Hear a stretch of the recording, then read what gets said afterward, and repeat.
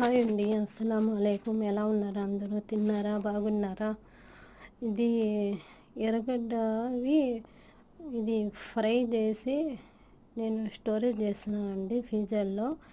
ఎందుకంటే వీళ్ళు ప్రతి అన్నంలో తినేటప్పుడు ఇది గార్నిష్ లాగా చేయాలండి అన్నం పైన. అంటే ఎర్రగడ్డలు వేయించివి అది ఎలా ప్రిపేర్ చేయాలి ఎలా అంటే ఒకసారి చూడండి.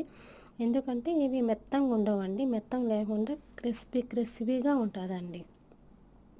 దీనిలో ఒకటి చిట్కా కూడా ఉందండి. ఎందుకంటే ఇది అన్నంలో తినేటప్పుడు మనం నోటికి ఒక క్రిస్పీగా తగులుతుంది. వీళ్ళకి చాలా భలే ఇష్టం.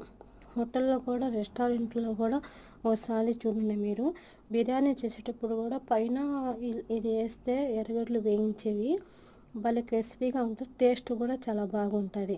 అంటే దీంట్లో చిట్కా ఏంటంటే ఎర్రగడ్డలు మనం సన్నంగా తరుముకున్నాం కదా, దాంట్లో ఏమంటే ఉప్పు వేయకూడదండి. ఫస్ట్ ట్రిప్స్ ఏమంటే ఉప్పు వేయకూడదు, సాల్ట్ వేయకూడదు.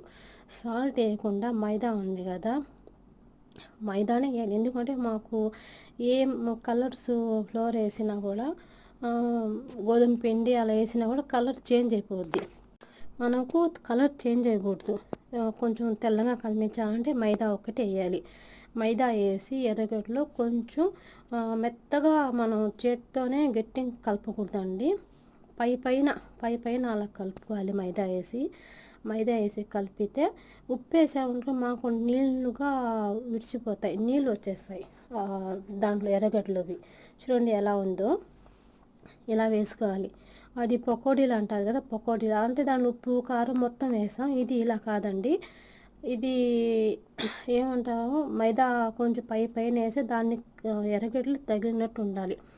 అలా వేసి చూడండి, కలర్ కూడా బాగుంటుంది. తినేటప్పుడు కూడా బాగా టేస్ట్గా ఉంటుంది. క్రంచిగా తగులుతుంది నోటికి.